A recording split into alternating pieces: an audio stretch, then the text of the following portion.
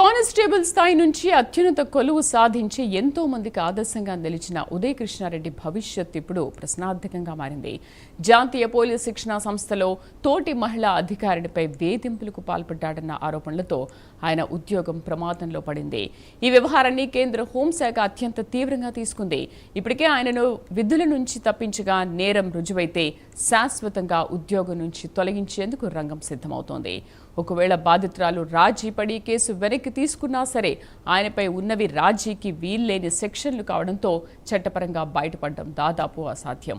కోర్టులో కేసు వీగిపోయినా అంతర్గత విచారణలో తప్పు తేలితే మాత్రం ఆయన కెరీర్ ముగిసినట్లే.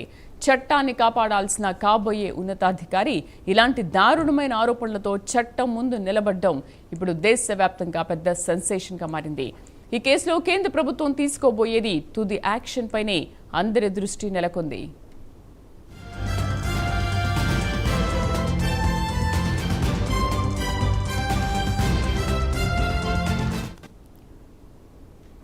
మా కరెస్పాండెంట్ హరికృష్ణ పూర్తి సమాచారాన్ని లైవ్లో అందిస్తారు. హరికృష్ణ, ఉదయ్ కృష్ణారెడ్డి పైన అసలు ఎటువంటి యాక్షన్ తీసుకునే అవకాశాలు ఉన్నాయి? ఏం జరగబోతోంది? Thank you Sridevi. జాతీయ పోలీస్ అకాడమీలో తోటి మహిళా ఐపీఎస్ అధికారినిపై ఉదయ్ కృష్ణ లైంగిక వేధింపులకు దిగాడని చెప్పేసి కూడా ఆరోపణలు ఉన్న నేపథ్యంలో కూడా ఇప్పుడు జాతీయ పోలీస్ వర్గాల్లో కలకలం రేపుతున్న అంశం కావచ్చు. అయితే ఈ విషయానికి సంబంధించి లైంగిక దాడితో పాటు బ్లాక్మెయిలింగ్ దాడి కూడా చేశాడంటూ కూడా సదరు మహిళా ఐపీఎస్ అధికారిని ఫిర్యాదు అత్తాపూర్ పోలీస్ స్టేషన్లో ఫిర్యాదు చేయడం జరిగింది.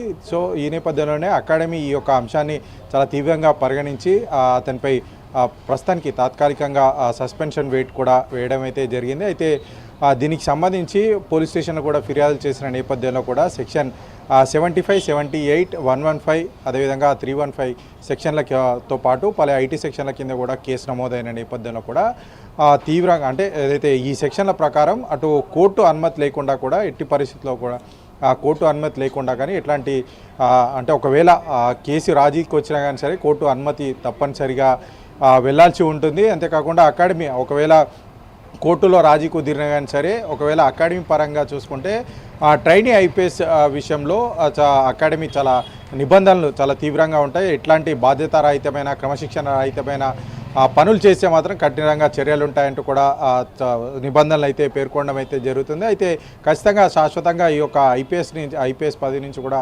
తొలగించే అవకాశం ఉన్నట్టుగా అయితే సర్వీస్ నుంచి రిమూవల్ చేసే రైట్స్ కూడా ఉన్నట్టుగా అయితే తెలుస్తుంది. అయితే ఒకవేళ బాధితురాలు కేసు వెనక్కి తీసుకున్నా చట్టపరంగా ఉదయ్ కృష్ణారెడ్డికి అయితే బయటపడడం కష్టమే. అంతేకాకుండా ఒకవేళ కోర్టులో కేసు వీగిపోయినా అంతర్గత విచారణలో కనుక ఈ యొక్క తప్పు తేలితే మాత్రం ఉద్యోగం కంపల్సరీగా ఊడుతుందన్నట్టు కూడా నిబంధనలు చెప్తున్న పరిస్థితి. అయితే కానిస్టేబుల్ స్థాయి నుంచి ఈ యొక్క ఐపీఎస్ వరకు కూడా వచ్చిన నేపథ్యంలో కూడా చాలామందికి ఆదర్శవంతంగా అయితే ఉదయ్ కృష్ణారెడ్డి నిలిచిన నేపథ్యం అయితే ఉంది. అయితే ఇప్పుడు ఈ యొక్క లైంగిక వేధింపుల కేసులో ఆయన ఆరోపణలు ఎదుర్కొంటున్న నేపథ్యంలో అటు విచారణలో ఇంటర్నల్గా జరిగిన విచారణలో ఆయనను తాత్కాలిక సస్పెన్షన్ గురైన నేపథ్యంలో కూడా నిరుద్యోగులని కొంతమంది ఇన్స్పైర్గా తీసుకున్న వాళ్ళందరూ కూడా విస్మయం గురి చేసిన పరిస్థితి అయితే ఉంది. అయితే ఈ యొక్క అకాడమిక్ క్రమశిక్షణ కమిటీ ఉన్న నేపథ్యంలో కూడా వాళ్ళ విచారణలో కనుక ఈ యొక్క తప్పు నిజమని తేలితే మాత్రం ఖచ్చితంగా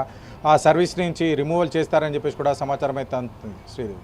right Harikrishna, thank you for the update.